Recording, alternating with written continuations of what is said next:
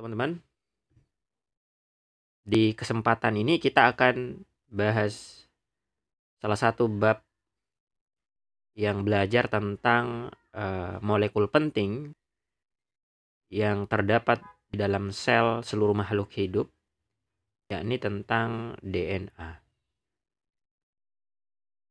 RNA juga termasuk, dan juga di bab ini akan dibahas konsep bagaimana DNA itu diterjemahkan ya sampai membentuk yang namanya protein.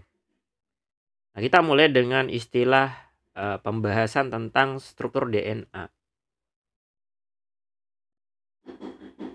Nah, DNA sendiri ini untuk memahaminya kita tuliskan ada 4 atau 5 karakter ya yang dimiliki oleh DNA ini sendiri. Yang pertama, DNA itu teman-teman, dia berupa polimer ya. Dia bukan monomer, DNA itu polimer yang mana dia jenisnya adalah polinukleotida.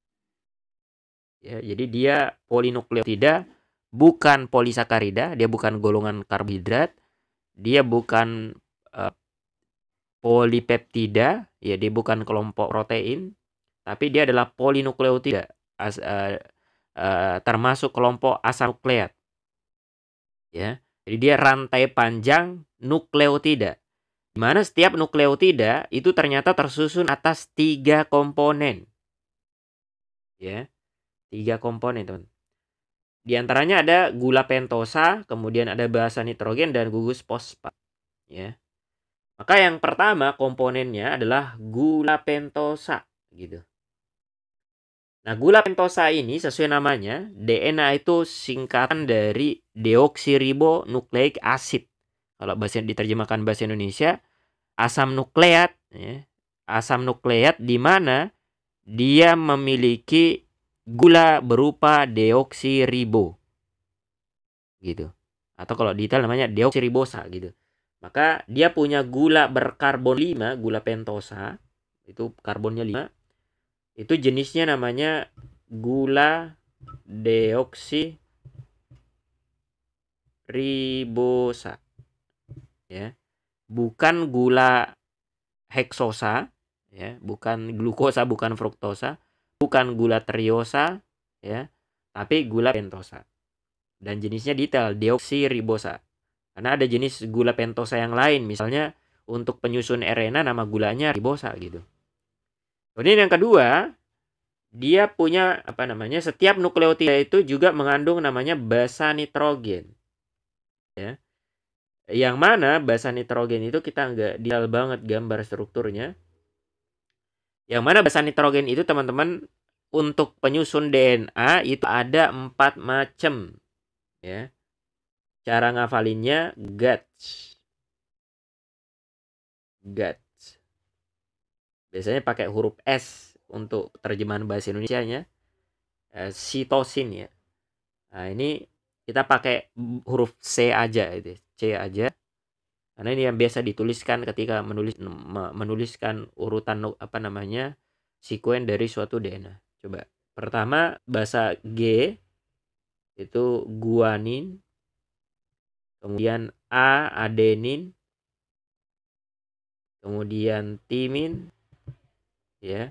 Kemudian ini bahasa Inggris sitosin. Gitu. Maka ada 4 ya. Yang mana kuasai 2 yang pertama ya. Kita pisahin ya. Jadi mereka dibagi jadi 2 kelompok lagi nih, teman-teman. Guanin dan adenin itu masuk ke dalam golongan istilahnya basa urin ya. Sementara 2 yang terakhir timin dan sitosin itu kita sebut kelompok basa nitrogen pirimidin gitu. GUTS 2 yang pertama Ga purin, T dan C pirimidin.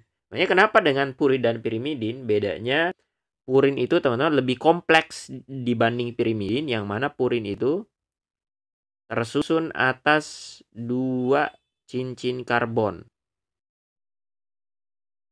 Ya, kalau pirimidin lebih sederhana, hanya tersusun atas satu cincin karbon.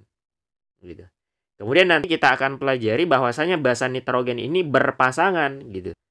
Berpasangan mereka. Jadi masang ini nanti kita lihat luar dengan luar berpasangan, guanin dengan sitosin, ya. Dalam dengan dalam, adenin dengan timin. Gitu. Kemudian komponen yang ketiga, setiap nukleotida juga harus mengandung yang namanya gugus fosfat. Gitu ya. Nah, maka gugus fosfat ya satu macam aja ya, fosfat gitu. Maka kalau digambar detail ya, gambar secara ini kimia. Ini strukturnya. Yang pertama tadi kita sebut dia punya gula pentosa namanya deoksiribosa. Ini kita simbolkan dengan huruf D. Ya, ini gulanya nih yang tengah, teman-teman. Nah, deoksiribosa ini tadi kita sebut dia punya 5 karbon. Dia gula berkarbon 5, gula pentosa gitu. Ini karbon pertamanya, kedua, 3, karbon keempat, dan karbon kelima. Ini 0 ya. Nah, dari 5 karbon ini, teman-teman, ya, ada 3 karbon yang penting posisinya. Ya, bukan yang lain nggak penting, cuman ini urgen untuk kita tahu gitu ya. Dan karbon yang dimaksud adalah semua karbon yang posisinya ganjil. Karbon pertama, ketiga, dan kelima. Memangnya kenapa dengan mereka? Karbon yang pertama berperan mengikat basa nitrogen, komponen yang kedua. BN itu kita maksudkan singkatan dari basa nitrogen. Bisa aja guanin, adenin, timin, apa sitosin gitu. Kemudian karbon yang kelima itu berperan mengikat gugus fosfat gitu ya. Ini fosfat. Maka lengkap teman-teman ya. Ini satu nukleotida ada deoksiribosa di tengah, kemudian mengikat basa nitrogen dan mengikat gugus fosfat ya. Karbon pertama dan kelima gitu. Karbon ketiga gimana? Akan kita lihat fungsinya nanti di pembahasan berikutnya. Kemudian itu tadi ciri pertama dari DNA, apa itu? DNA berupa polinukleotida gitu ya. Kemudian ciri kedua, teman-teman, ciri kedua apa? DNA itu ya seperti halnya semua biomolekul yang ada di tubuh makhluk hidup itu dibuat, disintesis gitu. Makhluk hidup itu yang buat gitu ya. Maka ini DNA dibuat dan nanti kalimatnya dibaca ya. Apa itu maksudnya dibaca? Kita akan lihat nanti. Dibaca itu maksudnya dibaca urutan basa nitrogennya, huruf-huruf G, C, A, T, G, G gitu. Kenapa disintesis dan dibaca itu harus dari angka 5 ke 3. Dari arah 5 ke 3 aksen. 5 aksen ke 3 aksen. Maksudnya gimana? Akan kita lihat sekalian nanti pembahasannya di bagian berikutnya ya. Kemudian ciri DNA yang ketiga, DNA itu ternyata apa? Tadi kita sebut dia tersusun atas polinukleotida. Ternyata setiap DNA itu harus ada 2 untai polinukleotida yang menyusunnya. Yang mana kedua untai itu istilahnya saling berpilin. Gitu. Membentuk struktur yang kita sebut dengan istilah double helix. Ini ciri yang ketiga. Kata kuncinya double helix. 2 untai. Gitu ya. Kemudian ciri yang keempat. Ya, disebut di ciri ketiga tersusun atas 2 untai. Ternyata 2 untai itu punya sifat, punya karakter. Apa itu? Kedua untai tersebut harus saling komplementer, harus saling berpasangan, ya. Kemudian bersifat antiparalel. Apa tuh? Berlawanan arah. Gitu. Maksudnya gimana? Nah, kita lihat penjelasannya untuk karakter kedua, ketiga, dan keempat tadi. Jadi pertama tadi kita sebut DNA disintesis dan dibaca dari arah 5 ke 3. Maksudnya gimana? Gitu. Nah, teman-teman lihat nih. Jadi tadi kata kuncinya disintesis dari arah 5 ke 3, teman-teman. Ya. Jadi ini ada basa nitrogen. Tadi ada angka 5 di sini. 5 aksen, 3 aksen. Dan harusnya di sini ada angka 1 aksen ya. Maksudnya angka 1 kan basa ke-1, ke-3 dan ke-5 gitu ya. Tapi kita tulis angka 3 dan 5 aja nih, teman. Ya. Maka bayangin ini ada kita lagi pengen nyusun DNA, membentuk DNA atau mensintesis DNA gitu. Maka mirip bikin rumah ya, anggaplah ada istilah peletakan batu pertama gitu. Maka ini batu bata pertamanya ya. Kemudian nanti akan dipasang batu bata kedua gitu ya. Nah, kita tinggal gandain aja ini. Kita gandain. Nah, ini batu bata kedua, teman-teman. Ya. Kemudian misalnya ini batu bata kedua.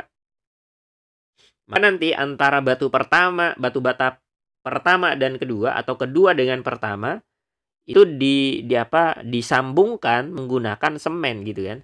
Maka sama ini teman, ini kita jadi sel kita atau enzim yang berperan dalam proses ini akan menghubungkan batu bata pertama dan kedua dengan suatu ikatan di sini dari fosfat ke karbon ketiga.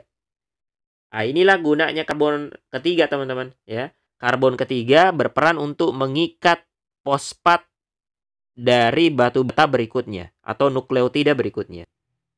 Gitu ya. Nah, kemudian datang batu bata ketiga misalnya. Nah, batu bata ketiga ya, terus batu bata keempat dan seterusnya. Sampai berapa? Bisa sampai ribuan panjangnya. Ya. Maka ini terbentuk satu polinukleotida, teman-teman. Ini satu untai benang ya. Dibentuk dari arah mana? Dari arah 5 ke 3 ini. 53, 53, 53 gitu. Itu maksudnya dari arah 5 aksen ke 3 aksen gitu. Ya.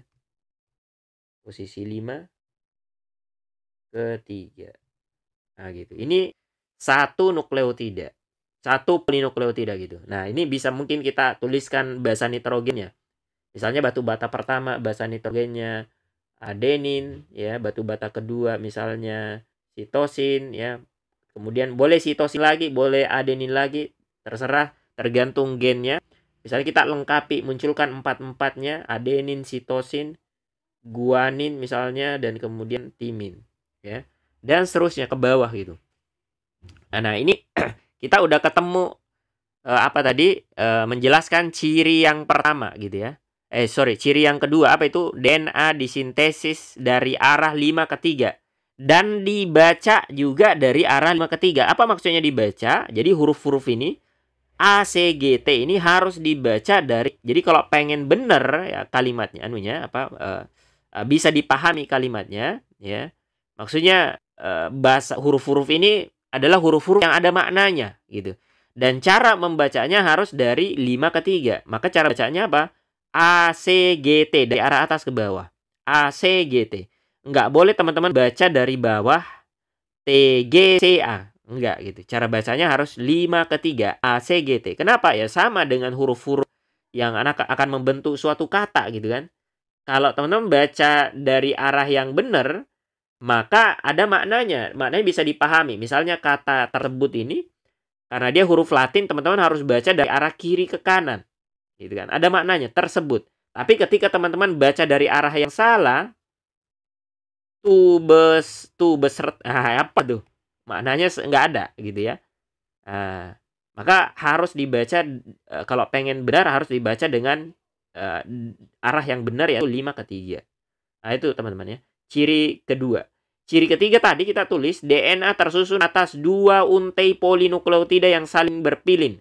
Diikuti dengan kedua untai itu bersifat komplementer dan antiparalel. Apa maksudnya? Ini kita baru dapat satu untai. Ya.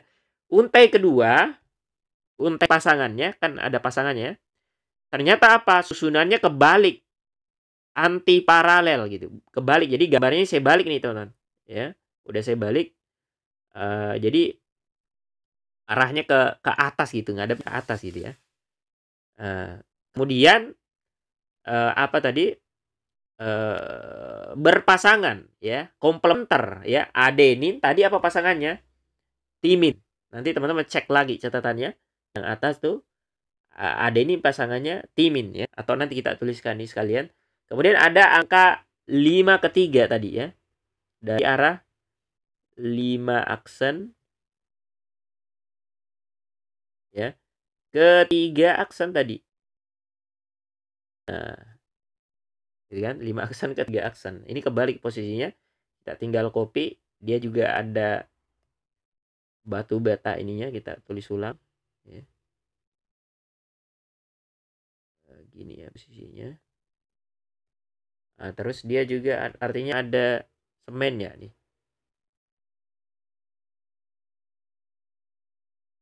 Ini ya.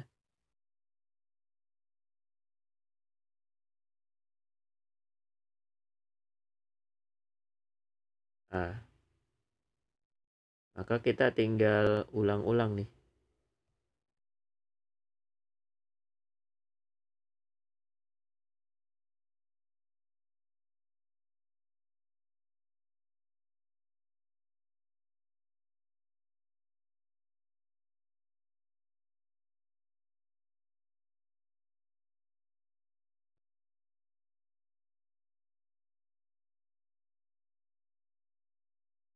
Nah, ini ya. Pindahin. Ya, ini dia anunya ya, pasangannya. Maka ini ada tadi adenin berpasangan dengan timin. Posisinya kebalik. Ya. C pasangannya guanin. G pasangannya sitosin ya.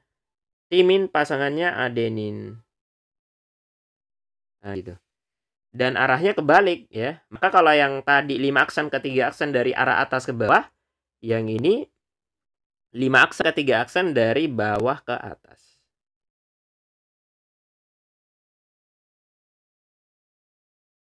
Nah, ini 5 aksen ke 3 aksen. Nah, gitu. Nah, ini maksudnya teman-teman ya. Saling komplementer itu maksudnya tadi apa? Kedua untai itu saling komplementer, komplement berpasangan. Timin dengan adenin. Jadi yang berpasangan itu basa nitrogennya. Adenin dan timin ya. Kedua batu bata ini nanti dihubungkan dengan ikatan, jadi sama di semen gitu. Disebut dengan istilah ikatan hidrogen, di mana antara adenin dan timin jumlah ikatan hidrogennya itu lebih sedikit dibanding guanin sitosin. Ada 2 ya. Sementara kalau sitosin dan guanin ikatan hidrogennya ada 3. Gitu. Ya. Ya enggak. Gini aja teman ya. Jadi ada yang ikatan hidrogennya 3, yaitu sitosin guanin pasangan ini. Sementara adenin timin cuman 2. Nah, ini dia ya, apa namanya? Ciri DNA yang terakhir, yang keempat, bahwasanya mereka saling komplementer dan bersifat antiparalel. Kemudian yang mungkin kita bisa tambahkan ciri yang terakhir ya. Tadi ada istilah ikatannya, artinya ikatan pentingnya. Kita tuliskan, jadi DNA itu ya punya 2 ikatan penting tadi.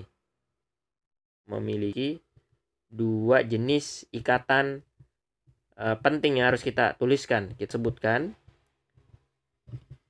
Pertama, ada namanya ikatan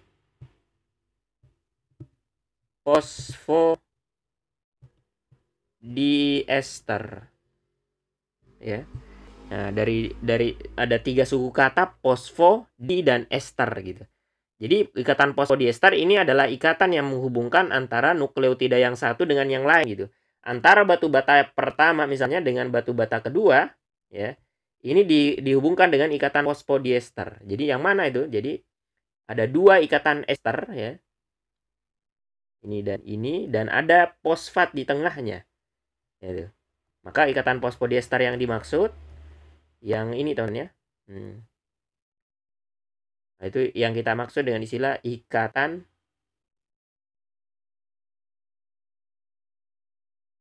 fosfodiester. Yang itu ya. Kemudian yang kedua, jadi kalau ikatan fosfodiester ini membentuk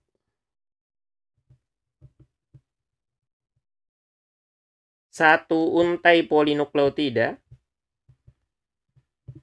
Jadi dia bikin polinukleotida sampai bawah tuh. Nukleotida. Maka yang kedua yakni ikatan hidrogen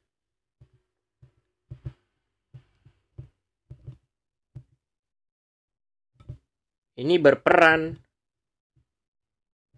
membentuk double helix, ya. Dua untai polinukleotida. Nah, gitu. Yang ini tadi, teman. Yang ini kita sebut dengan istilah ikatan hidrogen, ya. Maka guanin dan sitosin, adenin dan timin itu ada berapa? Ya, ada 3 ikatan hidrogennya. Kalau ini ada 2.